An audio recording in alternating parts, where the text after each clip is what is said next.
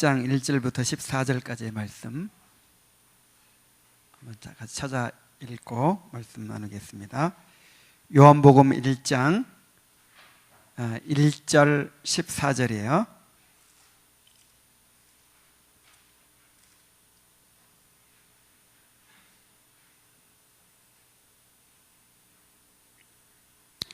자, 함께 읽겠습니다. 자, 시작. 태초에 말씀이 계시니라. 이 말씀이 하나님과 함께 계셨으니 이 말씀은 곧 하나님이시니라. 14절. 말씀이 육신이 되어 우리 가운데 거하심에 우리가 그의 영광을 보니 아버지의 독생자의 영광이요 은혜와 진리가 충만하더라. 아멘. 자, 오늘 소요리문답 제17강의 제목은 성육신이에요. 성육신. 이 성육신이 뭐죠? 하나님의 아들이 인간의 몸을 입으셨다는 것이 성육신인데, 이 성육신은 우리 기독교 신앙에서 가장 중요한 교리 중에 하나예요. 자, 성육신이란 무엇입니까? 이렇게 오해하면 안 돼요. 하나님이 신성을 포기하고 사람이 되신 것이다. 자, 맞을까요? 틀릴까요? 왜 틀렸는지는 이따가 계속 살펴보겠습니다. 또 한 몸에 하나님과 사람의 두 인격을 가지셨다는 것이다. 맞아요? 틀려요? 자, 한 몸에 하나님과 사람의 두 인격을 가지고 계신 거예요. 맞아요? 그럼 뭐가 맞아요? 한 인격의 두 본성이죠. 한 몸의 두 인격이 아니라 한 인격의 두 본성이죠. 자, 그 다음에 신성과 인성이 연합해서 하나님도 아니고 사람도 아닌 그런 제3의 인격이 되었다. 맞아요? 틀려요? 이것도 틀립니다. 꼭 이렇게 믿어야 돼요. 성육신은 삼위 하나님 중 제2위신 성자 하나님이 우리와 똑같은 인성을 입으셨다는 것입니다. 성자 하나님이 우리와 똑같은 인성을 입으셨다 하는 것이 바로 성육신이에요. 그래서 완전한 하나님이시면서 또한 완전한 사람이 되셨다라고 하는 거예요. 자, 왜 이렇게 해야만 됐을까요? 이것은 정말 인간의 지혜로 이해하기 힘든 신비죠. 근데 왜 이렇게 하셔야만 했을까? 우리의 구원을 위해서였습니다. 어떤 사람들은 이렇게 생각하는 사람들이 있어요. 우리를 구원할 많은 방법들이 있는데 하나님께서는 전능하시기 때문에 우리를 구원하실 수 있는 많은 방법들이 있는데 하나님은 특별히 자기 아들을 내어주시고 십자가에 달려 죽게 하시는 방법을 통해서 우리를 구원하기를 기뻐하셨다. 왜냐하면 그래야 하나님의 사랑이 더 크게 드러나고 우리에게 그 사랑의 모본을 보여주실 수 있으니까. 자, 이게 맞는 생각이에요? 틀린 생각이에요? 이렇게 알고 있는 사람들이 많이 있어요. 그런데 이 방법이 아니면 우리가 구원받을 길이 없는 거예요. 예수님의 성육신이 아니면, 그리고 십자가의 대속이 아니면 구원받을 길이 있어요? 없어요? 없어요. 오직 이 길만이 우리를 구원하실 수 있는 길이었어요. 그래서 중요한 것입니다. 우리의 구원을 위해서 이 성육신이 반드시 필요했다는 거예요. 그래서 우리가 예수님을 믿는다라고 할 때 우리 식대로 믿으면 안 되는 거예요. 예를 들어서 예수님을 믿는데 나는 예수님이 신성은 믿는데 인성은 안 믿는다. 나는 예수님의 인성은 믿지만 신성은 안 믿는다. 방금 정의한 대로 예수님의 성육신에 대해서 이렇게 믿지 않으면 구원이 될까요? 안 될까요? 구원받을 수 없습니다. 예수님의 그 인격, 예수님의 하신 일, 예수님의 삶 자체가 다 우리의 구원을 이루시는 삶이었어요. 그래서 그 예수님의 인격과 예수님의 삶, 예수님의 모든 행적을 그대로 성경에서 증거하는 그대로 믿지 않으면 예수 믿는 것이 아니에요. 자, 예수 믿는 것이 아닙니다. 그리고 구원받을 수 있어요, 없어요? 없어요. 이단이 되는 거예요, 이단. 그럼 이걸 다 완벽하게 알아야만 구원받나? 물론 뭐 그런 건 아니겠지만은, 그러나 알아야 돼요, 몰라야 돼요? 알아야 돼요. 알아야 우리가 받은 구원을 더 풍성하게 누릴 수 있어요.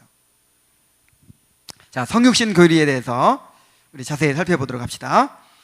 자, 22문을 한번 읽어봅시다. 자, 시작. 하나님의 아들이신 그리스도께서 어떻게 사람이 되셨습니까? 답.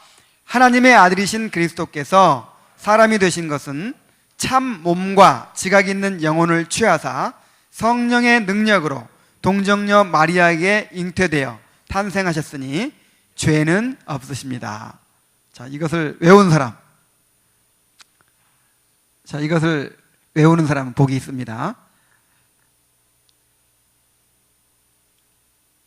자, 먼저 참 몸과 지각 있는 영혼을 취하셨다라고 하는 부분이에요. 예수님의 성육신은 참 몸과 지각 있는 영혼을 취하셨다라고 하는 의미입니다. 자, 참 몸을 취하셨다는 말이 무슨 말이에요? 몸도 참 몸이 있고 거짓 몸이 있습니까? 그래요. 실제로 그래요.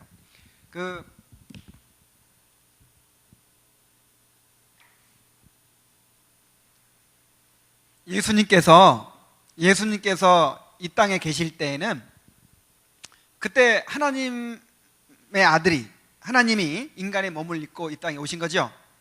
그때 예수님의 신성을 부인하는 사람이 많았을까요? 인성을 부인하는 사람이 많았을까요? 그렇죠. 예수님의 인성 부인하는 사람은 아무도 없어. 바리새인도 유대인도 예수님의 대적들도 예수님의 인성은 너무나 확실하게 인정하는 거야. 그 사람 나사렛 사람 아니야? 요셉의 아들 아니야? 그 요셉의 동생들도 있잖아. 그 예수의 동생들도 있잖아.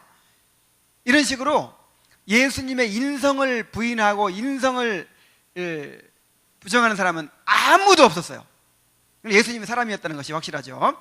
그런데 예수님 살아계실 때는 뭘 부인했어요? 예수님의 신성을 부인했어요. 바리새인들이, 유대인들이 예수님을 그렇게 죽이려고 하고 이를 갈고 이렇게 한 이유가 뭐냐면 참남하도다, 신성모독죄 때문에 그래요. 예를 들어서 예수님께서 나는 하나님의 아들이다, 하나님이 내 아버지다, 이게 바로 내가 하나님이라는 주장입니다.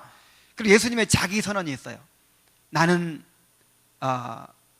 누구다라고 하는, 나는 생명의 문이다, 나는 양의 문이다, 나는 선한 목자다, 나는 뭐뭐이다 라고 하는 이 표현이 어디서 나온 표현이냐면은 출애굽기 3장에 나오는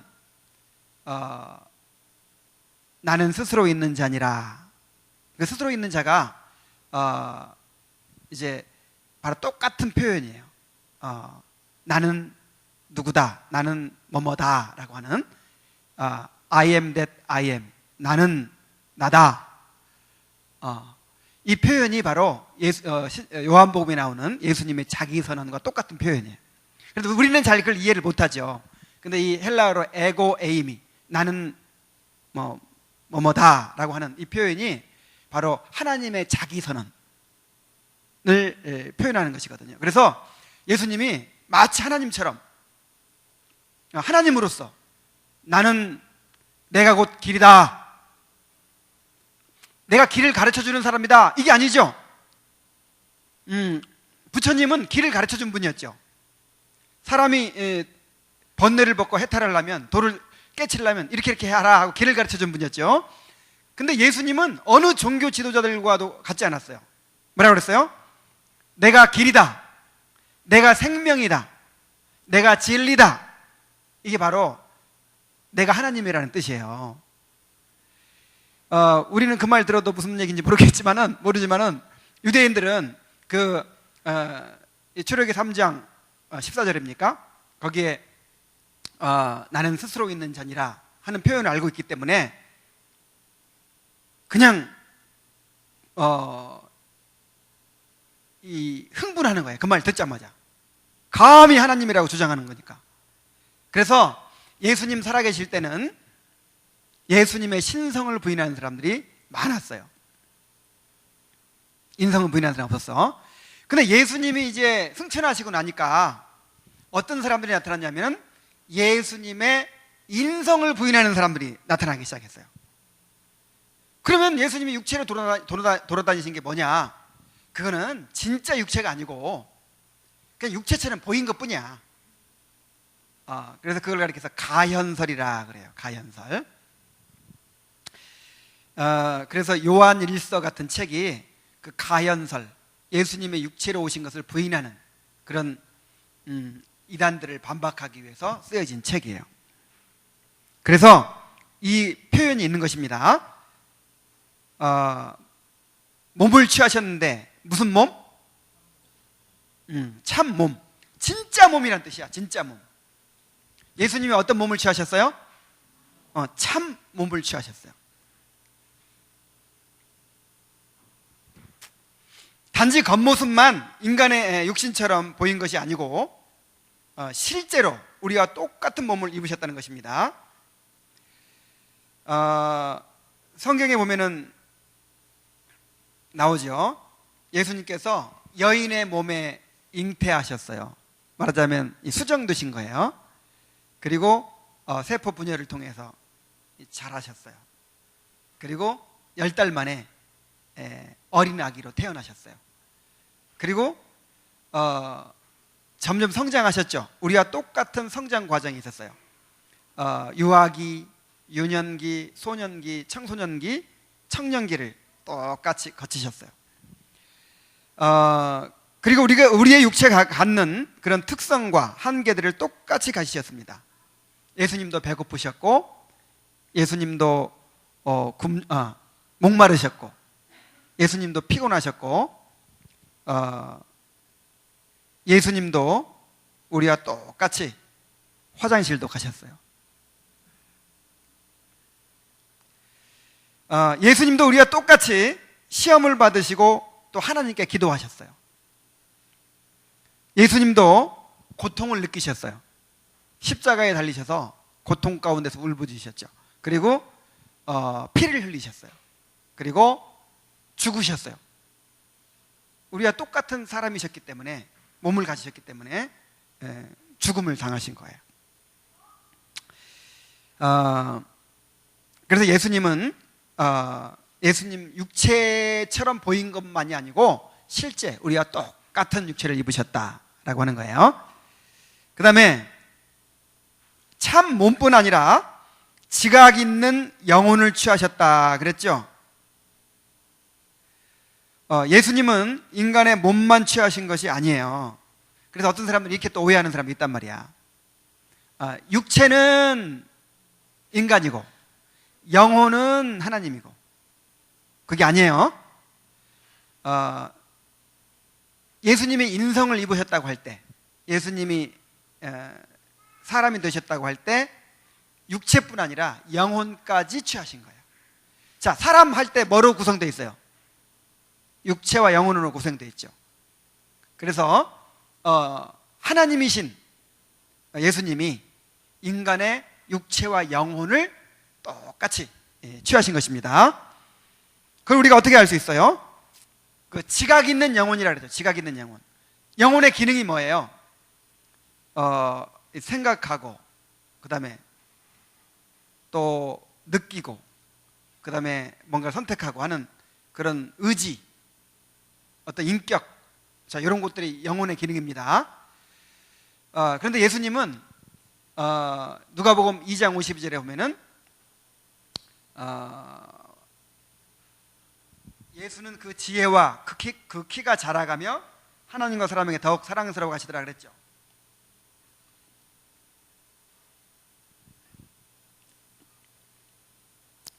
자, 지혜가 어떻게 되셨어요? 점점 자라가셨어. 이게 뭐가 있다는 증거예요? 영혼이 있다는 증거잖아요. 누구의 영혼? 인간의 영혼. 요게 어떤 하나님의 영, 뭐 혹은 신성이라면 자라갈 필요가 있어요, 없어요? 없죠. 근데 예수님도 이 지각이 태어나자마자 그냥 모든 걸 알아버린 것이 아니고 예수님도 마리아 무릎에 앉아서 배우는 거예요. 점점 자라간 거예요.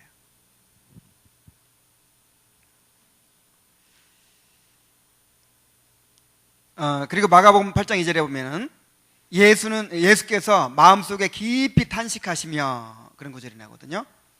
마음에 깊이 탄식하셨다. 이게 바로 영혼의 기능이거든요. 그리고 이사야 53장 10절에 보면은 그 영혼을 속건제물로 드리기에 이르면 그랬어요. 자, 하나님께 제물을 드리는데 무엇을 드렸다고요? 영혼을 드리셨다. 그러니까 예수님이 자기를 하나님께 제물로 드리는데 단지 그냥 이 육체만 드리는 게 아니에요. 몸만 드리는 게 아니라 몸과 영혼을 가진 사람으로서 대속물이 되신 거죠. 예수님께 십자가에 달려 돌아가실 때 맨 마지막으로 하신 말씀이 무슨 말씀인지 아시는 사람? 응? 땡 아니에요.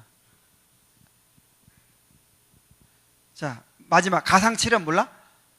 십자가에서 7마디에 말씀하셨는데 마지막으로 하신 말씀. 그렇지. 아버지여 내 영혼을 아버지 손에 의탁하나이다 하고 숨을 거두셨다고 했잖아요. 자, 내 뭐를?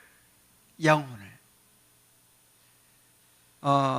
그래서 예수님은 육체와 영혼을 가진 완전한 인성을 입으신 것입니다. 자, 그 다음에 두 번째로 성령의 능력으로 동정녀 마리아에게서 잉태돼서 탄생하셨다 그랬죠. 우리 한번 그 장면을 한번 읽어봅시다. 누가복음 1장 27절이에요.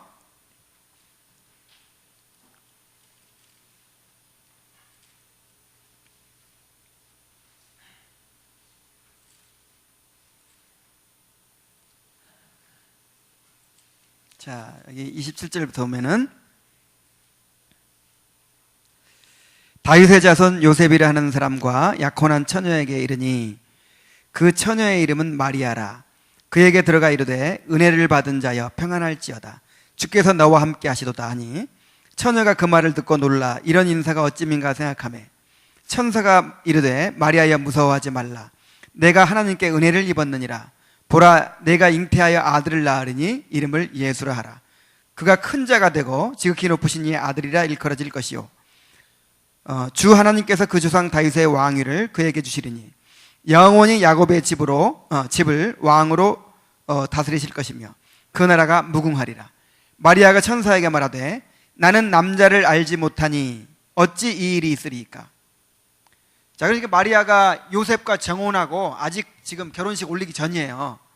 아직 처녀의 몸으로 있을 때 네가 지금 앞으로 아이를 낳게 될 것이다. 그러니까 마리아가 깜짝 놀랄 거 아니에요. 나는 남자를 알지 못하니, 이게 남자를 안다는 말은 남자와 관계를 맺는다 그 뜻이죠. 아니, 남자와 관계를 맺지도 않는데 어떻게 처녀 혼자서 아기를 낳을 수 있습니까? 그래서 천사가 말합니다. 천사가 대답하여 이르되 성령이 내게 임하시고 지극히 높으신 이의 능력이 너를 덮으시리니 이름으로 나실 바 거룩한 이는 하나님의 아들이라 일컬어지리라. 자, 성령이 내게 임하시고 지극히 높으신 이의 능력이 너를 덮으시리니 성령으로 잉태될 것이다 이렇게 말씀하신 거예요. 자, 보통 생육법은 어떻게 하죠? 생육하고 번성하라 했을 때 그 보통 생육법, 자연적인 생육법은 어떻게 하는 거예요? 남자와 여자가 관계를 통해서 이 정자와 난자가 만나서 수정이 되는 거죠. 이런 방법으로 잉태되는 것인데 마리아는 어떻게 잉태됐어요? 성령을 통해서 잉태가 됐다 이 말이에요. 그래서 예수님은 완전한 인성을 마리아로부터 취하셨어요. 자, 이게 무슨 말이냐면은 하나님이 예수님의 그 인성을 그냥 새로 창조한 게 아니라 이 말이에요. 마리아로부터 피와 살을 그 인성을 마리아로부터 받게 하셨어요.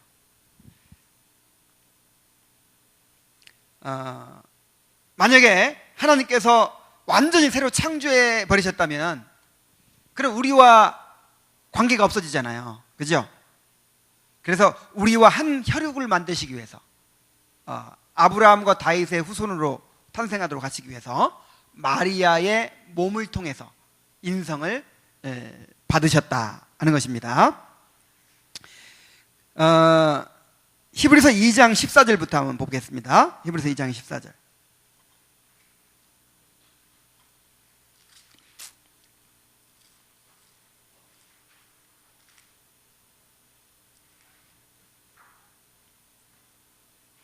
자녀들은 혈과 육에 속하였음에 그도 또한 같은 모양으로 혈과 육을 함께 지니심은 죽음을 통하여 죽음의 세력을 잡은 자 곧 마귀를 멸하시며 또 죽기를 무서워함으로 한평생 매여 종노릇 하는 모든 자들을 놓아주려 하심이니 이는 여기까지만.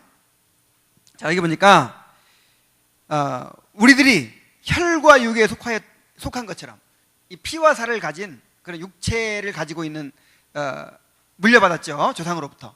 그런 것처럼 예수님도 같은 모양으로 혈과 육을 함께 지니셨다. 그래서 우리와 이제 한 혈육이 되신 거죠. 그 이유가 뭐예요? 죽음을 통하여 예수님이 우리의 대속물이 되시기 위해서였어요. 그 다음에 대속물이 되심으로 죽음의 세력을 잡은 자 마귀를 멸하시기 위해서. 지금 우리가 인간이 마귀에게 포로로 잡혀 있어요. 자, 왜 포로로 잡혀 있죠? 죄 때문에. 말하자면 범죄 조직에 지금 자식이 몽땅 빚을 지고 붙잡혀 있는 거하고 똑같아요. 그럼 아버지가 그 자식을 구해오려면 어떻게 해야 돼요? 그 몸값을, 빚을 다 갚아줘야 되죠. 자, 우리가 지금 빚을 지고 있어요. 우리의 몸값을 지금 엄청나게 지고 있어요. 그 빚이 뭐예요? 바로 죄의 싹은 사망이에요. 이 죄의 빚을 지고 있는 거예요. 그래서 예수님께서 이제 자기 몸으로 대속물이 되셔서 우리의 모든 죄값을 갚으셨기 때문에 이제 마귀의 권세를 멸할 수 있게 됐죠. 마귀의 권세로부터 우리가 자유롭게 된 것이죠.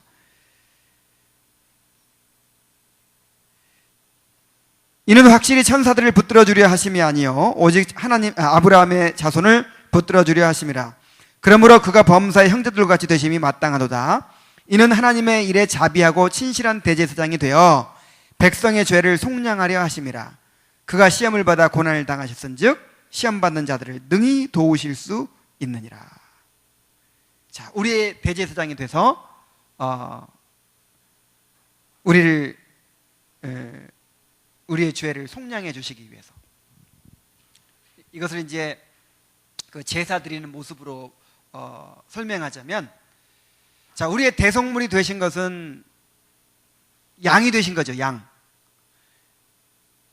근데 그 양의 피를 가지고 성소 안으로 들어가서 이제 속죄 제사를 드려주는 사람이 누구라 그래요? 제사장. 그래서 예수님께서 양이 되실 뿐만 아니라 또 대제사장이 되신 거예요.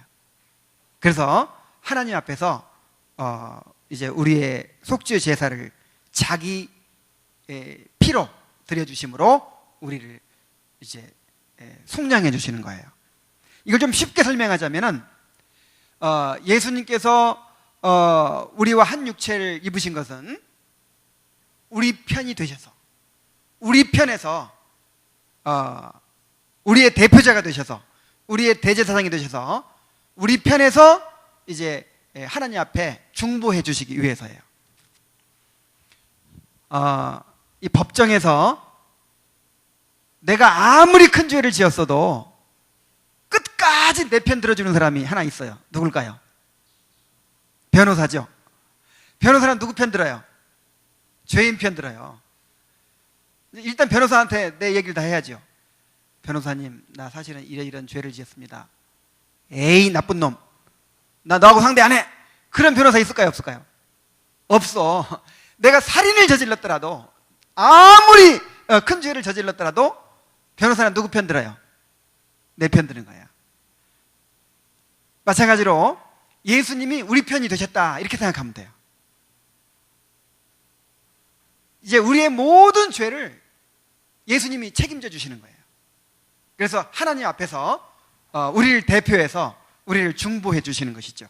이게 바로 우리의 대제사장이 되셨다라고 하는 의미입니다. 자, 우리의 대제사장이 되시기 위해서 인간의 몸을 입으신 거예요.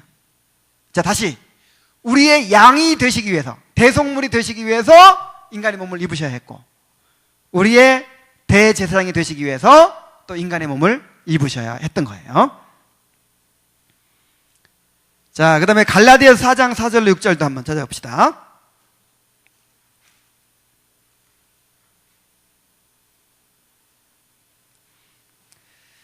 때가 참에 하나님이 그 아들을 보내사 여자에게서 나게 하시고 율법 아래에서 나게 하신 것은 율법 아래에 있는 자들을 속량하시고 우리로 아들의 명분을 얻게 하려 하심이라. 자, 이게 또 무슨 뜻이냐면은, 자, 예수님을 여자의 몸에서 또 율법 아래에서 태어나게 만드셨다 그랬죠. 자, 여자의 몸에서 율법 아래에서 태어난 사람들이 누구예요? 우리들이잖아. 자, 우리들이 다 여자의 몸에 태어났죠. 말하자면 이제 그 여자의 몸에, 예수님 여자의 몸에 태어나셨다는 말은 우리와 똑같은 그런 육체를 가지셨다, 그 뜻이에요. 그리고 율법 아래에서 태어나셨다. 다시 말해서 율법의 의무를 진 상태로 태어난 거예요. 자, 예수님은 율법을 지킬 의무가 있어요, 없어요? 없죠. 율법을 주신 분인데, 예수님은 율법을 제정하신 분이고 율법을 주신 분이에요. 심판자예요. 그럼 율법 위에 있어요, 아래에 있어요? 위에 있죠. 우리는 율법 아래에 있고. 근데 예수님이 율법을 우리에게 주셨던 그 하나님이 율법 아래로 내려오셨어요. 그래서 율법을 마땅히 지켜야 할 분으로 태어나신 거예요. 왜 그렇게 하셨다고요? 그 이유가 뭐냐면은 율법 아래에 있는 자들을 속량하시고 우리로 아들의 명분을 얻게 하려 하심이라. 아담이 하나님과 언약을 맺었죠? 무슨 언약? 행위 언약. 행위 언약을 맺었는데 그 언약을 지켰어요, 못 지켰어요? 못 지켰잖아요. 그래서 아담이 행위 언약을 못 지켰기 때문에, 다시 말하면 율법을 못 지켰기 때문에 이제 아담이 죄인이 되고 또 사망에 이르렀어요. 그리고 아담은 우리의 대표였기 때문에, 우리가 아담 속에 다 들어있었기 때문에 아담과 더불어서 우리도 모두가 다 죄인이 되고 이제 사망에 이르렀어요.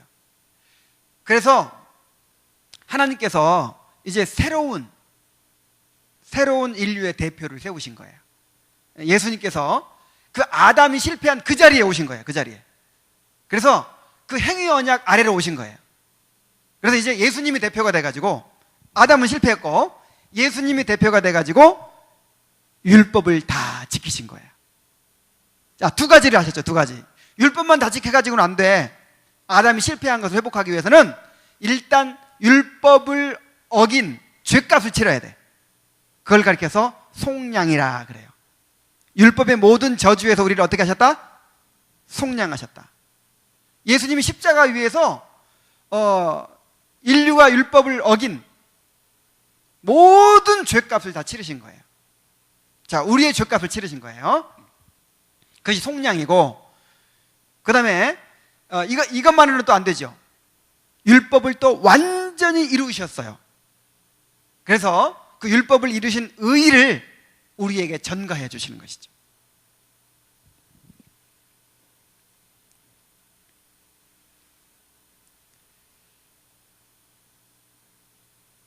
그래서 예수님이 우리와 한 혈통으로 이 땅에 오셨단 말입니다. 자, 그런데 그리스도는 아담의 자손이 아니라는 거예요. 또 아담의 자손이 아니고 여자의 후손으로 오셨어요. 여자의 후손. 예수님이 성령의 능력으로 동정녀에게 잉태됐다라고 하는 것은 아담의 씨를 받지 않은 여자의 후손으로 오신 것을 말합니다. 창세기 3장 15절에 최초의 은혜의 언약이 있죠.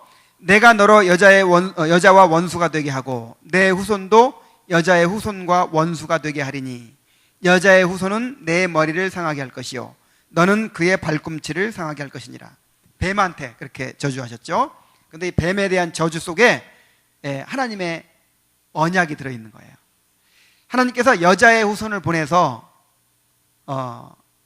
아담의 씨를 받지 않은 여자의 후손을 보내서 뱀의 머리를 상하게 하겠다 하는 약속이었죠.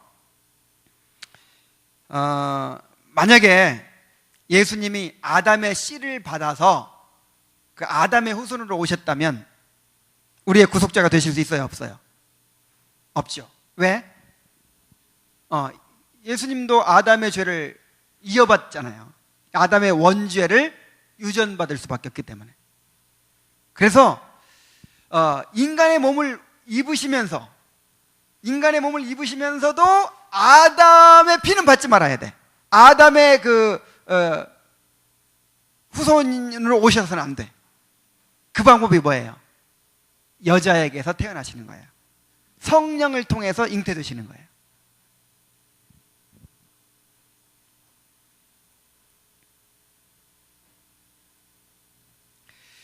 또 이런 의문이 생길 수 있어요. 물론 아담의 그 씨는 받지 않았겠지만 그래도 마리아의 몸에서 피와 살을 다 받고 태어나셨으니까 그 마리아에게도 죄성이 있었을 거 아닌가. 그럼 그 죄성이 이렇게 유전되지 않았을까? 자, 그런 의문을 가질 수 있죠.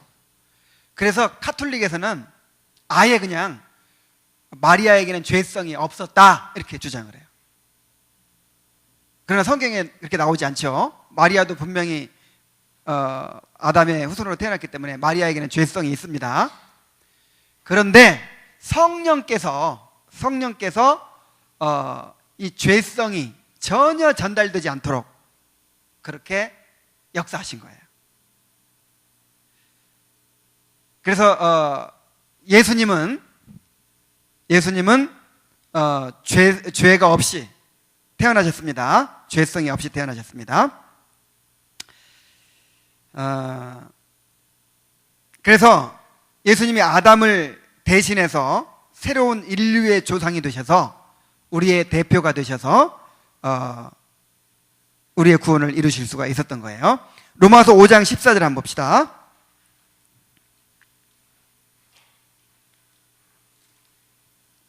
로마서 5장 14절.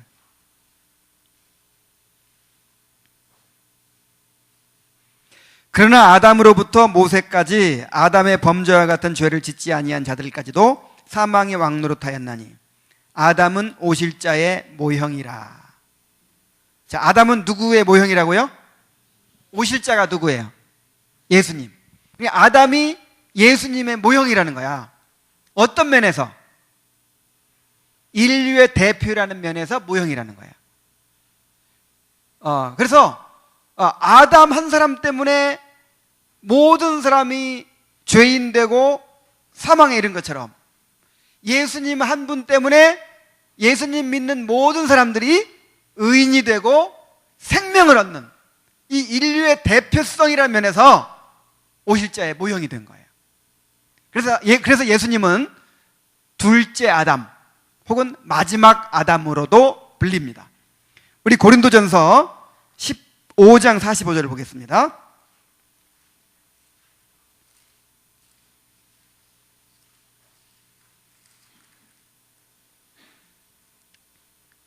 (15장 45절) 기록된 바 첫사람 아담은 생명이 되었다 함과 같이 마지막 아담은 살려주는 영이 되었나니 그랬죠. 자, 아담은 첫사람이라 그랬고 예수님은 마지막 아담이라 그랬어요. 말하자면 인류의 조상이 몇 명 있는 거예요? 두 명 있는 거죠. 첫사람, 첫 조상 아담. 그 다음에 그 아담이 실패했기 때문에 두 번째 인류의 조상, 인류의 대표 예수님. 그래서 예수님이 우리의 대표자가 되셔서 아담이 실패한 행위 언약을 이루심으로써 우리는 은혜로 구원을 받게 된 거예요.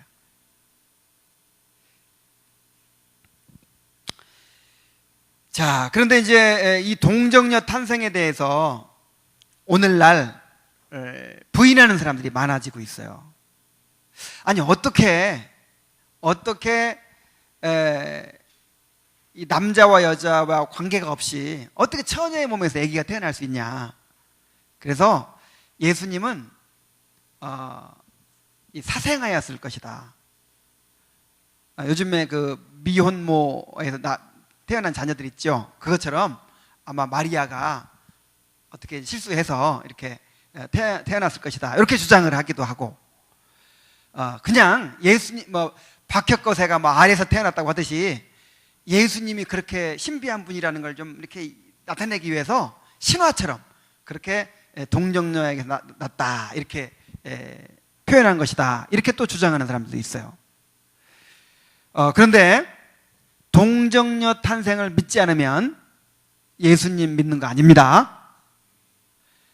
예수님의 동정녀 탄생 믿지 못하면 구원이 있어요, 없어요? 없어요. 그러니까 그 믿음이라고 하는 게 뭡니까? 믿음이라고 하는 것은 어떤 내용을 가지고 있거든요. 뭐에 대해서 믿습니다 하는 게 믿음이거든요. 여러분, 예수님 믿는다고 할 때 뭐 믿는 거예요? 사도신경 어떻게 하죠? 예수님에 대해서. 갑자기 생각이 안 나. 사도신경 생각이 안 나. 전능하사 천지를 만드신 하나님 아버지를 내가 믿사오며, 이건 이제 성부 하나님에 대한 고백이고, 그 다음에 그 외아들 우리 주 예수 그리스도를 믿사오니 이는 성령으로 잉태하사 동정녀 마리아에게 나시고, 이걸 우리가 고백하죠. 요게 예수 믿는 거야, 요게. 그래서 만약에 어떤 사람이 나는 예수님 믿어. 근데 동정녀 탄생을 안 믿어. 이거 믿는 거예요, 아니에요? 아니에요. 이건 믿는 게 아니고, 예수님의 동정녀 탄생을 부인하면 이거는 예수 믿는 게 아니기 때문에 구원 받아요, 못 받아요? 못 받아요. 구원이 없어요. 자, 예수님의 동정녀 탄생을 못 믿으면 그럼 하나님께서 인간을 창조하신 건 어떻게 믿어? 그렇죠? 그리고 예수님의 부활을 어떻게 믿어? 우리가 나중에 부활할 걸 어떻게 믿어? 그렇죠?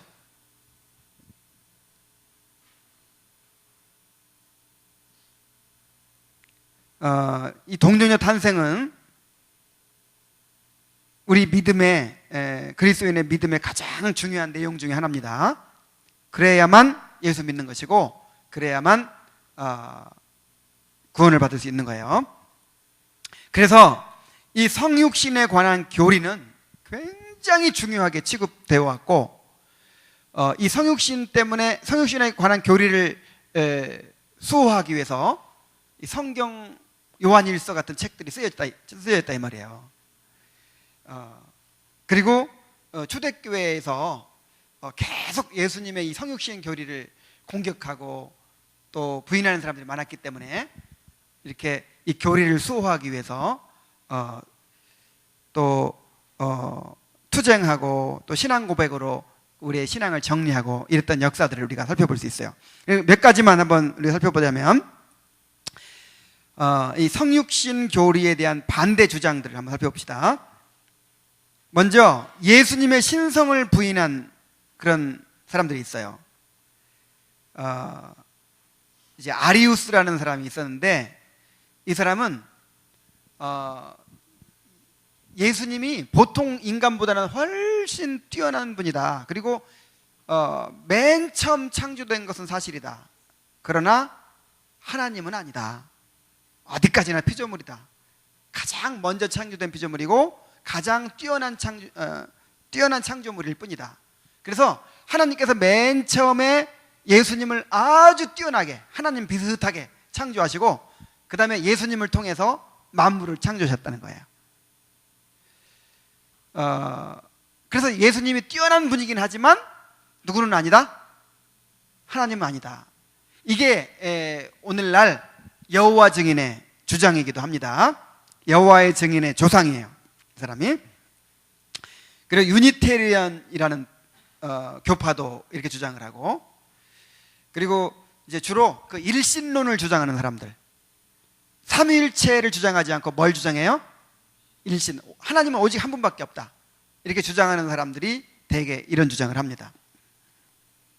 그래서 325년에 니케아 종교회의에서 니케아 신경을 채택해요. 사도신경처럼 이렇게 예수님의 신성을 고백하는 그런 니케아 신경을 채택하고 아리우스를 이단으로 정죄하고 쫓아냈어요. 예수님의 신성을 부인하는 사람들 중에는 또 이런 사람들도 있습니다. 예수님은 그냥 평범한 인간이었어요. 평범한 인간인데 하나님의 영이 예수님한테 딱 들어가가지고 예수님이 하나님의 아들이 됐다는 거예요. 신천지에서 그렇게 주장하죠.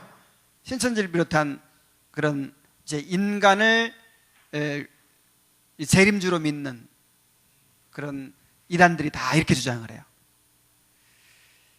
그러나 오늘 우리가 맨 처음 읽었던 요한복음 1장 1절 또 14절에서 분명히 증거하고 있죠. 태초에 말씀이 계시니라. 이 말씀이 하나님과 함께 계셨으니 이 말씀은 곧 하나님이시니라. 그러니까 그리스도가 하나님의 아들이 선재했어요. 다시 말해서 이 땅에 인간으로 오시기 전에 이미 태초부터 계셨어요. 태초의 말씀이 계시니라. 그때부터 계셨어. 그리고 그 말씀이 육신이 되어 우리 가운데 거하셨다 그랬어요. 태초부터 계셨던 하나님이 육신을 입고 이 땅에 오신 것이죠. 그래서 우리가 그의 영광을 보니 아버지의 독생자의 영광이요 은혜와 진리가 충만하더라, 이렇게 얘기하고 있죠. 그래서 예수님의 신성을 부정하면 이단입니다.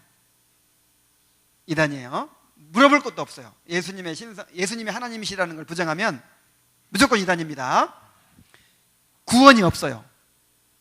예수님은 하나님이셔야만 우리의 구원자가 되실 수 있는 거예요. 자, 두 번째로 예수님의 인성을 부인하는 사람들이 또 있어요.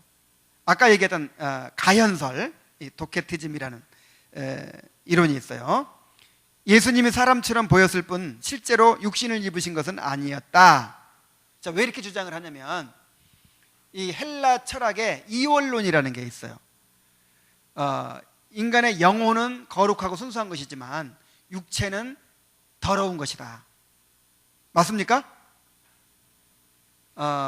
이 육체는 더러운 거죠? 그렇지 않습니다. 육체도 누가 창조하셨어요? 하나님이 창조하셨어요. 그래서 육체를 성경에서는 성전이라 이렇게까지 말해요. 육체가 뭐라고요? 성전. 그러니까 우리 영혼만 거룩한 것이 아니라 육체도 거룩한 거예요. 영혼만 구원받는 것이 아니라 육체도 구원받는 거예요. 영혼과 육체가 전인적으로 구원받는 거예요. 그런데 이제 이원론을 주장하는 사람들은 영혼은 거룩하고 순수한 것이지만은 이 육체는 더러운 거다. 그래서 이 성 같은 것도 아주 더럽게 생각하고 거룩하지 못한 것으로 생각하고 막 그러죠. 그런데 어떻게 하나님의 아들이 이런 육체를 입었겠냐? 그러면 벌써 화장실도 가야 되고 땀 냄새도 나고 하여간 뭔가 좀 이렇게 깨끗하지 못하고 거룩하지 못한 거 아니냐, 육체를 입었으면. 그래서 예수님이 실제 육체를 입으신 것이 아니라 육체처럼 보였을 뿐이다. 자, 이게 무슨 설이라고요? 가연설. 이게 이제 영지주의자들이 그렇게 주장을 하고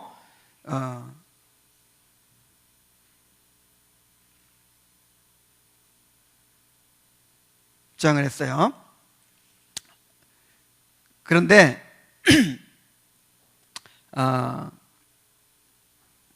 요한일서에 보면은 예수님께서 육체로 오신 것을 요한일서 1장 7절에, 자, 한번 찾아봅시다. 요한일서 1장 7절.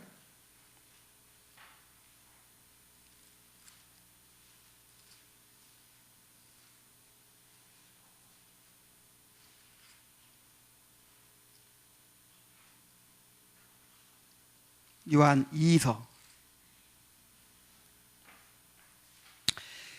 요한 2서 1장 7절이에요. 미혹하는 자가 세상에 많이 나왔나니 이는 예수 그리스도께서 육체로 오심을 부인하는 자라. 이런 자가 미혹하는 자요 적그리스도니. 그랬어요. 그러니까 예수님의 인성을 부인하면 뭐라고요? 적그리스도라고 그랬어요. 아니 왜 이렇게 중요한가? 그냥 예수님 믿으면 되는 거 아닌가? 이렇게 막 꼭 신성을 믿어야 되고 인성을 믿어야 되나? 근데 이게 왜 중요하다고요? 여기에 우리의 구원이 달려있기 때문에. 신성 부인하면 구원이 있어요, 없어요? 없어요. 인성을 부인하면 구원이 있어요, 없어요? 없어요. 예수님의 인성을 부인하는 사람들 가운데 또 이런 사람도 있어요. 이 아폴리나리우스라는 사람은 뭐라고 주장을 했냐면, 예수님이 인간의 육체를 입으셨지만 육체만 취한 거지 영혼은 취하지 않았다. 그래서 예수님의 육체만 사람이고 영혼은 신성이 그 자리에 있었다. 자, 이거는 이제 예수님을 사람으로 인정하긴 하지만 완전한 사람이 아니라는 거죠. 육체만 사람이라는 거예요. 그래서 이것도 381년에 콘스탄티노플 종교회의에서 이단으로 정죄됐어요. 자, 그 다음에 또 어떤 이단이 있냐면은 예수님의 위격의 단일성을 부정하는 이단이 있어요. 다시 말해서 예수님이 한 인격이에요, 두 인격이에요? 한 인격. 이게 참 중요합니다. 이 네스토리우스라는 사람이 있었는데, 이 네스토리우스라는 사람은, 그러니까 이게 참 이해하기 어렵거든요. 삼위일체도 이해하기 어렵지만 한 인격의 두 본성, 이것도 이해하기 어려워. 그러니까 인간이 이해할 수 있는 방법으로 이렇게 딱 이렇게 이해하려고 하다 보니까 이단이 나오는 거예요. 그래서 아니, 한 몸에 신성도 있고 인성도 있고, 그러니까 두 인격이 있는 거다. 하나님의 인격도 있고 인간의 인격도 있는 거다. 그러면 쉽죠? 예수님 몸 하나에 하나님으로서 인격도 있고 인간으로서 인격도 있어. 다중인격. 그 영화 같은 거 보면 그런 거 있잖아요. 어떤 유령이라고 그래, 뭐라 그래. 하여간 내 안에 딱 들어왔어. 그래가지고 서로 대화해. 그죠? 막 서로 이렇게 두 인격이 서로 대화하는 거야. 이런 식으로 이해를 하는 거예요. 하나님의 신성과 예수님의 신성과 예수님의 인성이 두 인격이 따로따로 있는 거예요. 그래가지고 서로 대화도 할 수 있고. 이렇게 하면 참 이해하기 쉬운데, 이것이 이단이라 이 말이에요. 그럼 뭐가 맞아요? 이성일위입니다. 이성이위가 아니라 이성일위. 하나의 위격의 두 본성, 이렇게 이해를 해야 됩니다.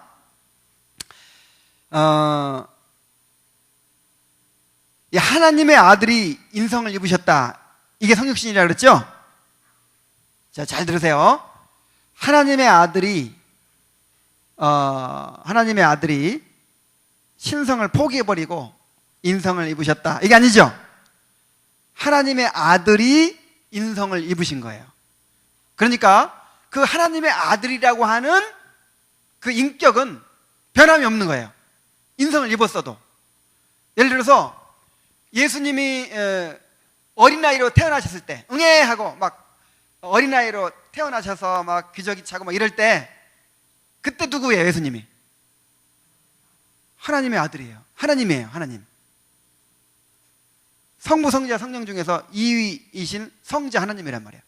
성자 하나님이 아기의 몸으로 기저귀 차고 계신 거예요. 또 예수님이 십자가 위에서 고통받으실 때 누가 고통받으신 거예요? 성자 하나님이 고통받으신 거예요. 인성을 입으신 성자 하나님이 고통받으신 거예요. 자, 무슨 말인지 이해가 돼요? 그러니까 그 인격이라고 하는 게 뭐죠? 그 사람의 주체 아니에요, 주체. 그 사람의 정체성. 그러니까 누구냐 할 때 그게 인격이잖아요. 그래서 인간의 몸을 입으셨지만 누구라고? 하나님의 아들, 성자 하나님이란 말이에요. 그 성자 하나님이 인간의 몸을 입으시고 고통을 받으신 거예요. 자, 무슨 얘기인지 알겠죠? 그래서 하나님이 인간의 몸을 입으셨지만 그 인격에는 변함이 있다 없다? 없다. 그 성자 하나님이라는 그 인격은 변할 수가 없다. 그래서 이 사람이, 이 네스토리우스가 이제 추방을 당하니까 또 이걸 가지고 막 열심히 전도하고 이단을 퍼뜨리다가 중국까지 갔어요. 중국. 그래서 경교라고 들어봤죠? 기독교가 중국에까지 전파됐다 하는데 바로 누가 온 거냐면 이 네스토리우스 주의자들이 온 거예요. 이단이 온 거예요.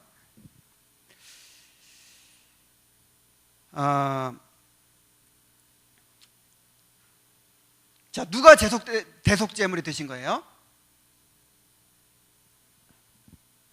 예수님의 인성이 대속제물이 되신 것이 아니고 누가? 인성을 입으신 하나님의 아들이 대속제물이 되신 거야. 그러니까 그 제물의 가치가 누구의 가치예요? 하나님의 가치지. 그래서 온 인류의 죄를 대속할 수 있는 그 가치가 되는 거예요.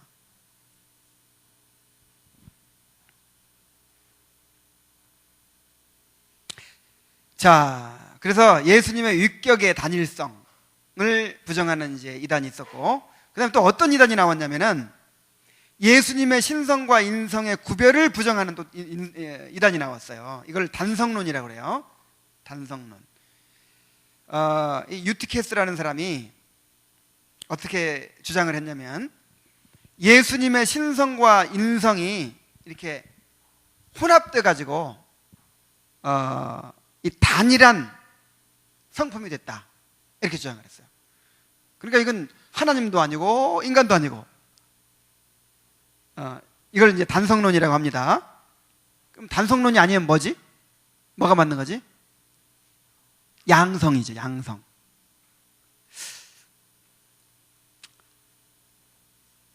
그래서 451년에 칼케돈 종교회의에서 이단으로 정죄됐습니다.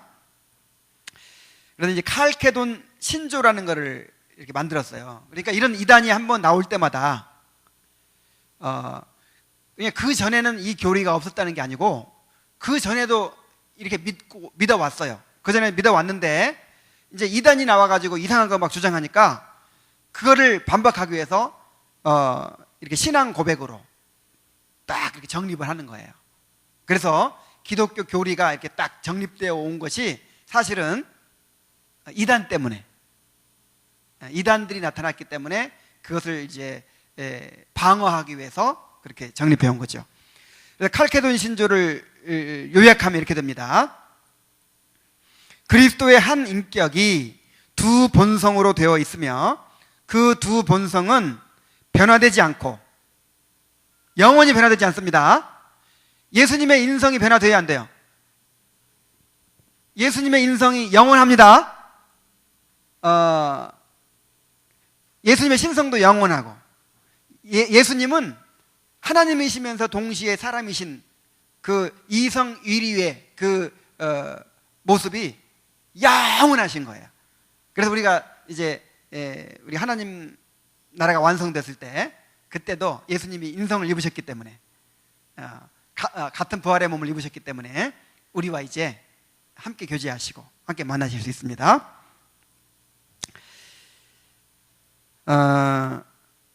자, 변화되지 않고, 그 다음에 혼합되지도 않으며, 아까 이상한 사람이 혼합된다고 그랬죠. 근데 혼합되지도 않고, 그 다음에 분리되지도 않고, 이게 또 따로따로 놀지 않아.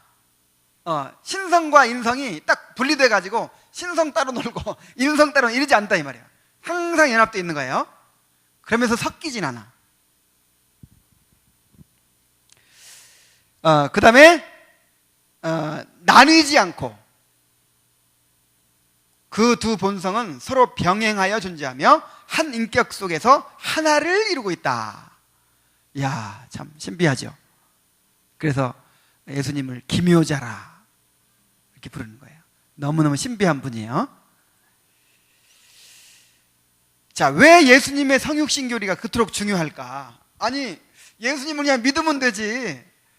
여기 지금 이단으로 정지된 사람들 보세요. 교회사에서 예수님의 신성과 인성이 서로 섞였다 이렇게 하면 이단이라 쫓아내버리고 그 다음에 예수님의 신성과 인성이 두 인격이다 그러면 이것도 이단이라고 또 쫓아내고, 그 다음에 또 뭡니까? 예수님의 신성을 좀 약화시켜도 이단이라고 그러고, 인성을 약화시켜도 이단이라고 하고, 정확하게 이렇게 믿어야 된다는 거야.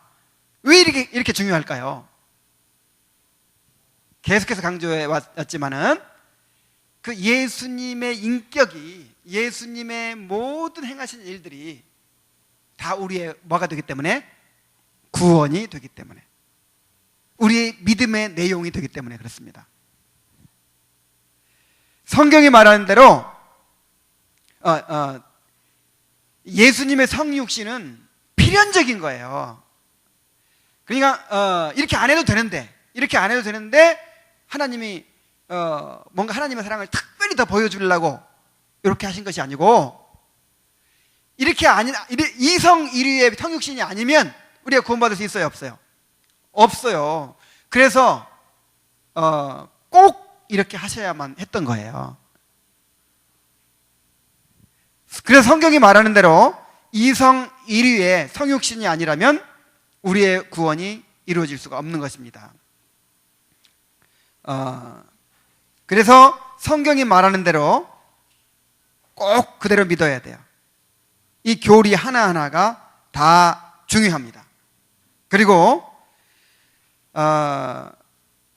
우리가 이렇게 공부하면서 느끼는 거는, 야, 정말 예수님이 우리의 구원이시구나. 그 예수님의 그 인격, 예수님의 성품, 예수님의 그 행하심, 그 모든 것이 다 우리의 구원을 이루는구나.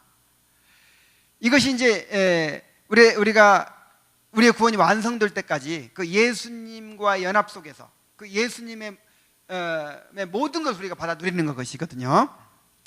그래서 우리가 이 지식적으로도 이렇게 예수님을 알아야 되는데 얼마나 참 모르는 것이 많은가, 우리가 얼마나 더 예수님에 대해서 많이 알아가야 되는가 하는 것을 느끼죠. 영생은 곧 유일하신 참 하나님과 그의 보내신 자 그리스도 예수를 아는 것이니이다 그랬어요. 바울 사도는 그리스도 예수를 아는 지식이 가장 고상하기 때문에 그 외의 모든 것들을 다 뭘로 해야겠다? 배설물로 해야겠다고 했어요. 정말 여러분 예수님에 대해서 다 알고자 하는 그런 갈망을 갖게 되기를 바랍니다. 예수님에 대해서 모르면 우리의 구원을 풍성하게 누릴 수가 없다 이 말이에요.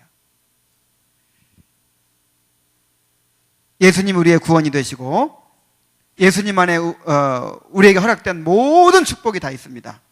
예수님에 대해서 더 깊이 알아가는 그런 우리 청년들 되길 바랍니다. 우리 기도하겠습니다. 우리 한 1분 동안 한번 기도할까요? 우리를 구원하시기 위해서 인간의 몸을 입으시고 이 땅에 오셔서 성육신 하셔서 우리를 구원해 주신 주님께 감사드리고 그 주님을 더 깊이 알게 될 수 있도록 해달라고 우리 한번 같이 기도하겠습니다. 하나님 아버지, 주님의 은혜에 감사드립니다. 하나님의 아들이 우리를 구원하시기 위해서 이렇게 인간의 몸을 입으시고 이 땅에 오셔야만 했습니다. 이것이야말로 하나님의 사랑이었고 우리를 향한 크신 긍휼이었습니다. 아버지 하나님, 예수님 안에 우리의 구원이 있고 우리에게 허락된 모든 축복이 있는 줄로 믿습니다. 예수님 우리의 지혜가 되시고 능력이 되시고 우리의 생명이 되십니다. 오 아버지 하나님, 우리가 주님을 더 깊이 알게 하여 주옵소서. 주님과 더 깊이 연합하게 하여 주옵소서. 주님과 더 깊이 동행하게 하여 주옵소서. 그래서 그리스도와 연합을 누림으로 우리가 구원을 더 풍성히 누리고 하나님께서 우리에게 허락하신 모든 능력과 축복을 더 풍성히 누리게 될 수 있도록 인도하여 주옵소서. 우리 청년들의 심령 속에 주님을 알고자 하는 갈망을 불어넣어 주시고 주님을 알아가는 기쁨과 행복 속에 살아갈 수 있도록 인도하여 주시옵소서.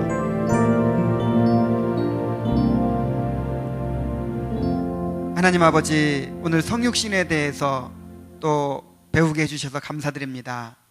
이 성육신의 신비와 이 성육신에 나타난 사랑과 또 이 놀라운 하나님의 능력을 우리가 더 깊이 깨닫게 되기를 원합니다. 우리가 예수님을 더 깊이 알게 되기를 원합니다. 주님, 우리 청년들의 심령 속에 주님을 향한 갈망을 풍성하게 부어 주시옵소서. 예수님의 이름으로 기도하옵나이다. 아멘.